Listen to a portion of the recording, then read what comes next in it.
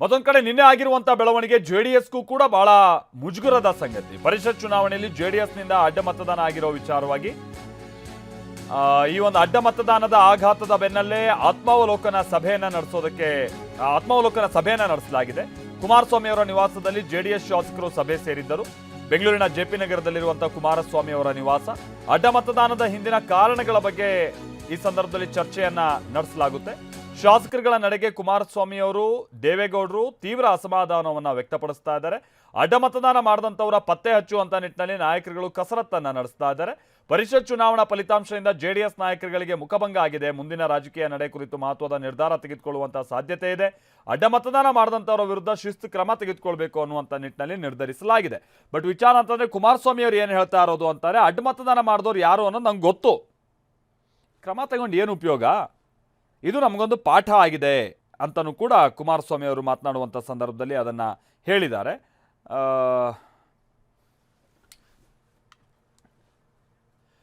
ಹೀಗೆ ಕುಮಾರಸ್ವಾಮಿ ಅವರು ಬಹಳ ಬೇಸರವನ್ನ ಕೂಡ ವ್ಯಕ್ತಪಡಿಸಿದ್ದಾರೆ. ಒಳ ಏಟು ಚುನಾವಣೆಯಲ್ಲಿ ಜೆಡಿಎಸ್ಗೆ ಒಂದು ಬಿಗ್ ಶಾಕ್. TV9 ನಲ್ಲಿ ಅಡ್ಡ ಮತದಾನದ ಎಕ್ಸ್ಕ್ಲೂಸಿವ್ ಸುದ್ದಿ ನೀವು ನೋಡಬಹುದು. ಜೆಡಿಎಸ್ಗಿರುವಂತಹ ಮಾಹಿತಿ ಪ್ರಕಾರವಾಗಿ ಜೆಡಿಎಸ್ನ 4 ರಿಂದ 5 ಶಾಸಕರುಗಳು ಅಡ್ಡ ಮತದಾನ ಮಾಡಿದ್ದಾರೆ ಅನ್ನುವಂಥದ್ದು ಶಂಕೆ. ಅಡ್ಡ ಮತದಾನದಿಂದಾಗಿ ಜೆಡಿಎಸ್ ಪಾಳ್ಯದಲ್ಲಿ ತೀವ್ರ ಆತಂಕ ಕೂಡ ಇದೆ. ಆತಂಕ ಯಾಕಂತ ಅಂದ್ರೆ ಇವರೆಲ್ಲ ಕಾಂಗ್ರೆಸ್ ಕಡೆಗೆ ಕಾಲ್ ಕಿತ್ತಿದಾರಾ ಅಂತ ಹೇಳ್ಕೊಂಡ್ಬಿಟ್ಟು. ಜೆಡಿಎಸ್ ಶಾಸಕರ ಅಡ್ಡ ಮತದಾನಕ್ಕೆ ಹಲವು ಕಾರಣಗಳಿದೆ. ಪಕ್ಷದ ಒಳಗಿನ ಗುಂಪುಗಾರಿಕೆ ಮತ್ತು ಆಂತರಿಕ ಮನಸ್ತಾಪ ಇದೆ. ಹಿರಿಯ ನಾಯಕರುಗಳನ್ನ ಮನವೊಲಿಕೆ ಮಾಡೋದ್ರಲ್ಲಿ ವಿಫಲ ಆಗಲಾಗಿದೆ. ರಾಜ್ಯ ಜೆಡಿಎಸ್ ಪಕ್ಷದಲ್ಲಿ ನಾಯಕತ್ವದ ಕೊರತೆಯ ವಿಚಾರ ಈಗ ಹೌದು. ಕುಮಾರಸ್ವಾಮಿ ಅವರು ಕೇಂದ್ರ ಸಚಿವರು, ಅವರಿಗೆ ಇಲ್ಲಿ ರಾಜ್ಯದ ವಿಚಾರವನ್ನ ಹೆಚ್ಚಾಗಿ ಗಮನ ಕೊಡೋಕೆ ಹಲವು ಸಂದರ್ಭದಲ್ಲಿ ಆಗಲ್ಲ. ಬಟ್ ಉಳಿದಂಥ ನಾಯಕರುಗಳು ಕೂಡ ಯಾರಿಗೆ ಆ ಉಸ್ತುವಾರಿಯನ್ನು ಕೊಟ್ಟಿದ್ದಾರೆ ಈಗ ರಾಜ್ಯದಲ್ಲಿರುವಂಥದ್ದೆಲ್ಲ ನೋಡ್ಕೊಳ್ಳೋಕ್ಕೆ.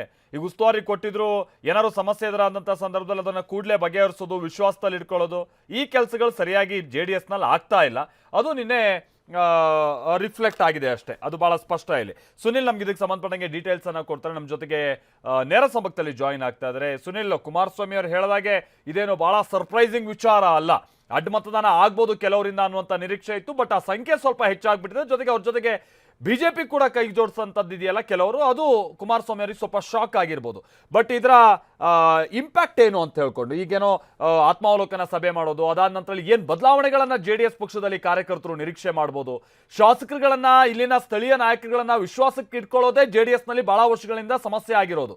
ಅದಕ್ಕೆ ಈಗಾದ್ರೂ ಮುಲಾ ಮಚ್ಚೋ ಕೆಲಸ ಈ ಮುಖೇನವಾಗಿ ಆಗುತ್ತಾ? ಇದೊಂದು ಪಾಠನ, ಏನ್ ಕತೆ?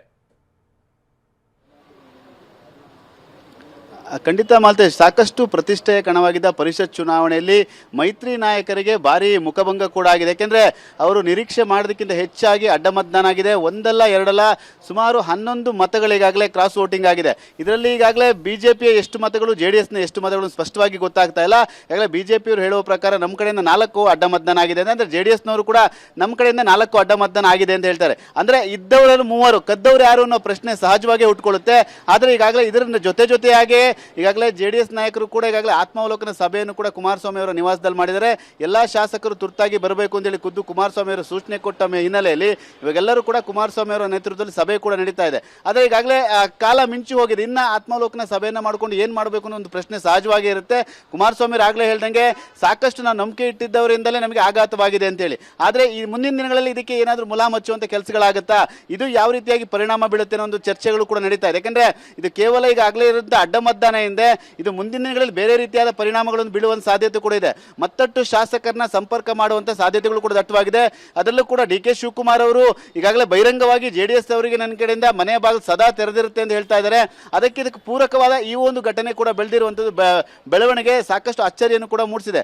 ಈಗ JDS ಇಂದ GT ದೇವೇಗೌಡರು ಸೇರಿದಂತೆ ಒಂದು 2-3 ಮತಗಳು ಆಚೆ ಈಚೆ ಆಗ್ಬೋದು ಅನ್ನೋ ನಿರೀಕ್ಷೆ ಕೂಡ ಇತ್ತು. ಆದರೆ ಬದಲಾದ ಸನ್ನಿವೇಶದಲ್ಲಿ 4-5 ಮತಗಳು ಈಗಾಗಲೇ ಕಾಂಗ್ರೆಸ್ ಕಡೆ ವಾಲಿರುವಂಥದ್ದು ಒಂದು ದೊಡ್ಡ ರೀತಿ JDS ಪಕ್ಷಕ್ಕೆ ಶಾಕ್ ಆದ ರೀತಿ ಕಂಡು ಬರ್ತಾ ಇದೆ. ಯಾಕೆಂದ್ರೆ ಇರುವ ಸಂಖ್ಯಾ ಬಲವೇ ಕಡಿಮೆ ಇದೆ. ಅದರಲ್ಲೂ ಕೂಡ ಈ ರೀತಿಯಾದ ಅಡ್ಡ ಮತಗಳಿಂದ ಮುಂದಿನ ದಿನಗಳಲ್ಲಿ ಪಕ್ಷಕ್ಕೆ, ಕಾರ್ಯಕರ್ತರಿಗೆ, ಮುಖಂಡರಿಗೆ ಬೇರೆ ರೀತಿಯಾದ ಪರಿಣಾಮಗಳು ಬೀಳುತ್ತೆ. ಅದರಲ್ಲೂ ಕೂಡ ಆ ಒಂದು ಗೊಂದಲಗಳಿಗೆ ತೆರೆಯುವಂತ ಕೆಲಸವನ್ನ ಕುಮಾರಸ್ವಾಮಿ ಅವರು ಕೂಡ ಮಾಡ್ತಾರೆ. ಮುಂದಿನ ದಿನಗಳಲ್ಲಿ ಇದೊಂದು ರೀತಿ ಪಾಠವೂ ಕೂಡ ಆಗಿದೆ. ಇದನ್ನು ಯಾವ ರೀತಿಯಾಗಿ ನಿಭಾಯಿಸಿಕೊಂಡು ಹೋಗ್ತಾರೆ, ಯಾವ ರೀತಿಯಾಗಿ ಶಾಸಕರನ್ನ ವಿಶ್ವಾಸಕ್ಕೆ ತೆಗೆದುಕೊಳ್ತಾರೆ, ಯಾವ ರೀತಿಯಾಗಿ ತಮ್ಮ ಶಾಸಕರನ್ನ ಹಿಡಿದಿಟ್ಕೊಂಡು ಮುಂದಿನ ಲೆಕ್ಕಾಚಾರ ಮಾಡ್ತಾರೆ ಅಂತ ಹೇಳಿ ಕಾದು ನೋಡಬೇಕಾಗಿರುವಂತದ್ದು. Maltesh, thank you Sunil.